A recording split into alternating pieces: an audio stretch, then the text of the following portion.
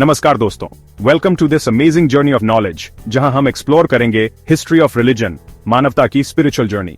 प्राचीन काल से लेकर मॉडर्न युग तक रिलीजन ने ह्यूमन सिविलाइजेशन को शेप किया है।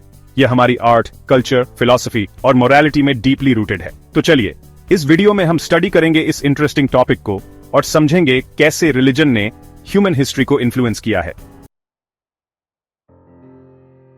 मानव सभ्यता के जन्म से पहले प्रीहिस्टोरिक काल में जब इंसान ने पहली बार अपने लिए स्थायी निवास बनाना शुरू किया, तब से ही हमारे पूर्वजों ने नेचर की शक्तियों को समझने और उनकी पूजा करने की कोशिश की। उस समय जब एग्रीकल्चर की शुरुआत हुई, तब रिलीजन के सीड्स भी बोए गए थे। खेती के साथ साथ इंसान ने अपने चारों ओर की दुनिया को समझने और उसे नियंत्रित करने की कोशिश की। आर्कियोलॉजिकल एविडेंस बताते हैं कि हमारे एंसेस्टर्स नेचर की पावर्स को पूजते थे। वे मानते थे कि हर प्राकृतिक तत्व में एक डिवाइन स्पिरिट होती है जो उनकी जिंदगी को प्रभावित करती है। सन, मून, स्टार्स, पेड़ पौधे, एनिमल्स, सब कुछ डिवाइन पावर का सिंबल था। वे मानते थे कि सूर्य और चंद्रमा जैसे सेलेस्टियल बॉडीज उनकी जिंदगी में महत्वपूर्ण भूमिका निभाते हैं। यह था एनिमिज्म का एरा, जहां स्पिरिट्स और गॉड्स रहते थे। हर पेड़, हर नदी, हर पहाड़ में एक स्पिरिट होती थी जो उनकी जिंदगी को नियंत्रित करती थी। सक्सेसफुल हंटिंग, अच्छी फसल और लाइफ की अनसर्टेनिटीज से जूझते हुए हमारे एंसेस्टर्स ने स्पिरिचुअल पावर की तलाश की। वे मानते थे कि उनकी सफलता और असफलता डिवाइन पावर्स पर निर्भर करती है। Cave paintings of animals, buried skeletons with hunting tools, ये सब प्रूफ है कि रिलीजियस बिलीफ्स ह्यूमंस के लाइफ का इंपॉर्टेंट पार्ट बन गए थे। इन पेंटिंग्स और बेरियल साइट्स से हमें पता चलता है कि हमारे पूर्वजों ने अपने डेड को सम्मान के साथ दफनाया और उनके साथ टूल्स और ऑफरिंग्स भी रखे। तो आइए, इस चैप्टर में हम एक्सप्लोर करेंगे प्री हिस्टोरिक रिलीजन के सीक्रेट्स। हम जानेंगे कि कैसे हमारे पूर्वजों ने नेचर की शक्तियों को समझा और उनकी पूजा की। हम देखेंगे कि कैसे उनके रिलीजियस बिलीफ्स ने उनकी जिंदगी को शेप किया और उन्हें एक कम्युनिटी के रूप में बांधा। जैसे जैसे ह्यूमन सिविलाइजेशन डेवलप हुई, वैसे वैसे रिलीजियस बिलीफ्स और कॉम्प्लेक्स होती गईं। प्रारंभिक मानव समाजों में प्रकृति की शक्तियों को समझने और नियंत्रित करने की कोशिश में उन्होंने विभिन्न देवताओं और देवी देवताओं की कल्पना की। ये देवता और देवी देवता उनके जीवन के हर पहलू में महत्वपूर्ण भूमिका निभाते थे। मेसोपोटामिया, इजिप्ट और इंडस वैली सिविलाइजेशंस में धार्मिक विश्वासों का एक जटिल तंत्र विकसित हुआ। इन सभ्यताओं में धार्मिक स्थलों और मंदिरों का निर्माण किया गया, जो उनके धार्मिक और सामाजिक जीवन का केंद्र थे।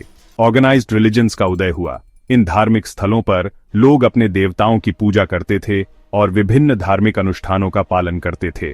इन अनुष्ठानों में बलिदान, प्रार्थना और त्योहार शामिल थे, जो समाज को एकजुट रखते थे। इन सिविलाइजेशंस में नेचर की पावर्स के साथ साथ गॉड्स एंड गॉडेसेस का एक पूरा पैंथियन था। हर देवता का एक विशिष्ट कार्य और गुण था जो समाज के विभिन्न पहलुओं को नियंत्रित करता था। हर गॉड का अपना यूनिक क्वालिटी और काम था। कुछ देवता युद्ध और विजय के प्रतीक थे, जबकि अन्य देवता प्रेम, उर्वरता और ज्ञान के प्रतीक थे। इजिप्ट में सन गॉड रा और डेथ गॉड ओसिरिस फेमस थे। रा को सूर्य और जीवन का प्रतीक माना जाता था, जबकि ओसिरिस मृत्यु और पुनर्जन्म का प्रतीक थे। मेसोपोटामिया में इश्टर लव और वॉर की गॉडेस थी, जो प्रेम और युद्ध दोनों का प्रतिनिधित्व करती थी। उनके अनुयायी उन्हें शक्ति और सौंदर्य की देवी मानते थे, वाइल एंकी वाटर और नॉलेज का गॉड था। एंकी को ज्ञान, जादू और जल के देवता के रूप में पूजा जाता था और उन्हें सभ्यता के संस्थापक के रूप में भी माना जाता था। इंडिया में वेदास में इंद्रा, अग्नि, वारुण और अदर गॉड्स नेचर की पावर्स को रिप्रेजेंट करते थे। ये देवता प्राकृतिक शक्तियों और तत्वों के प्रतीक थे जो जीवन के विभिन्न पहलुओं को नियंत्रित करते थे। इंद्रा को वज्र और युद्ध का देवता माना जाता था, जबकि अग्नि और बलिदान के देवता थे। वारुण जल और आकाश के देवता थे, जो न्याय और सत्य के प्रतीक थे। इन देवताओं की पूजा और अनुष्ठान समाज के धार्मिक और सांस्कृतिक जीवन का महत्वपूर्ण हिस्सा थे। 8वीं शताब्दी बीसीई से दूसरी शताब्दी बीसीई तक वर्ल्ड वाइड एक रिलीजियस और फिलोसॉफिकल चेंज आया, जिसे एक्शियल एज कहते हैं। इस समय को मानव इतिहास में एक महत्वपूर्ण मोड़ माना जाता है, जब विभिन्न सभ्यताओं में गहरे और स्थायी परिवर्तन हुए। इस टाइम में revolutionary ideas in religion and philosophy आए। ये विचार न केवल धार्मिक दृष्टिकोण को बदल रहे थे, बल्कि समाज के नैतिक और सांस्कृतिक ढांचे को भी प्रभावित कर रहे थे। इस युग में कई महान विचारकों और धार्मिक नेताओं ने अपने सिद्धांत प्रस्तुत किए जो आज भी प्रासंगिक हैं।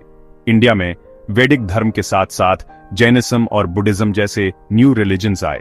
ये नए धर्म प्राचीन वैदिक परंपराओं से अलग थे और उन्होंने समाज में अहिंसा, करुणा और ध्यान के महत्व को बढ़ावा दिया।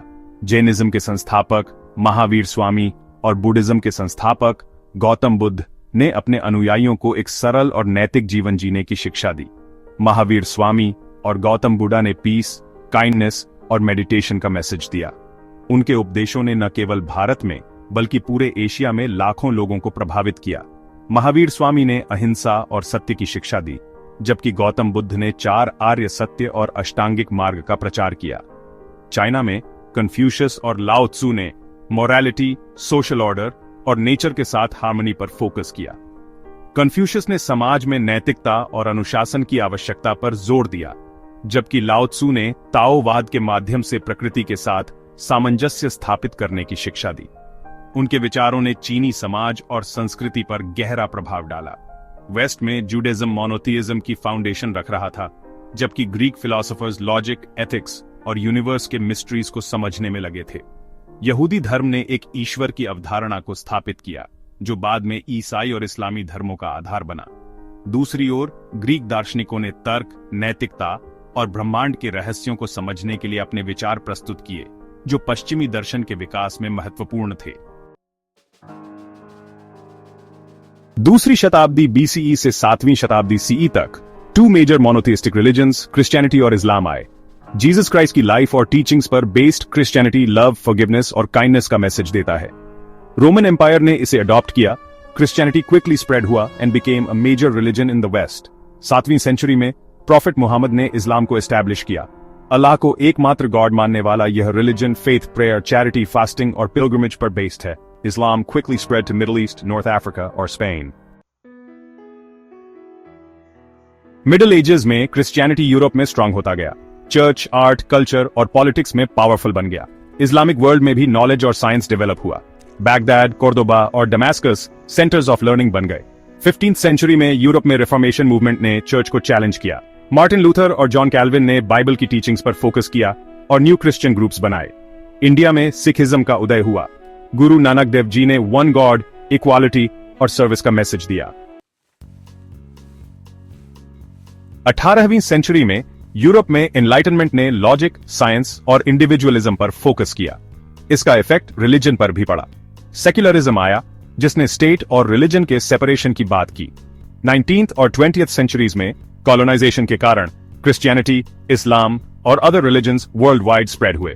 न्यू रिलीजियस मूवमेंट्स भी आए, जैसे बहाई फेथ, अहमदिया और Scientology. World wide many tribal communities अपनी यूनिक रिलीजियस ट्रेडिशंस को फॉलो करते हैं। ये ट्रेडिशंस ऑफ्टन नेचर के साथ कनेक्शन पर बेस्ड होती हैं। Native Americans, Amazon rain forest tribes और ऑस्ट्रेलियन एबोरिजिनल्स नेचर को सेक्रेड मानते हैं और उसके साथ हार्मनी में रहते हैं। इन कम्युनिटीज में religious knowledge often orally pass होता है from one generation to the next. History में रिलीजन्स ने एक दूसरे के साथ और डिफरेंट कल्चर्स के साथ इंटरैक्ट किया है। They have adopted new beliefs, practices, and interpretations. For example, Sufism, इस्लाम का एक mystical form, Indian traditions से influenced था. Similarly, Latin American Catholicism में Spanish conquest से पहले के tribal beliefs और practices के elements हैं. Science, philosophy और religion human knowledge के 3 different but interconnected areas हैं. Science physical world के secrets explore करता है. Philosophy life के basic questions के answers ढूंढता है. Religion, life को meaning और purpose देता है. Sometimes these 3 have clashed, sometimes they have been in harmony. 21वीं सेंचुरी में रिलीजन को न्यू चैलेंजेस फेस करने पड़ रहे हैं। ग्लोबलाइजेशन, टेक्नोलॉजी और ग्रोइंग सेक्युलरिज्म ने रिलीजियस बिलीफ्स और इंस्टीट्यूशंस को अफेक्ट किया है। रिलीजियस एक्सट्रीमिज्म, वायलेंस और इंटॉलरेंस भी बढ़ रहे हैं। रिलीजन को पीस, टॉलरेंस और ह्यूमन वैल्यूज को प्रमोट करना होगा। दोस्तों, रिलीजन का हिस्ट्री ह्यूमन सिविलाइजेशन जितना ही पुराना है। यह एक जर्नी है जो कंटिन्यूअसली चल रही है। होप इस वीडियो ने आपको रिलीजन के डिफरेंट एस्पेक्ट्स, इट्स हिस्ट्री और it's impact on human life समझने में हेल्प की। याद रखें, रिलीजन का मेन पॉइंट लव, कंपैशन और ह्यूमैनिटी है।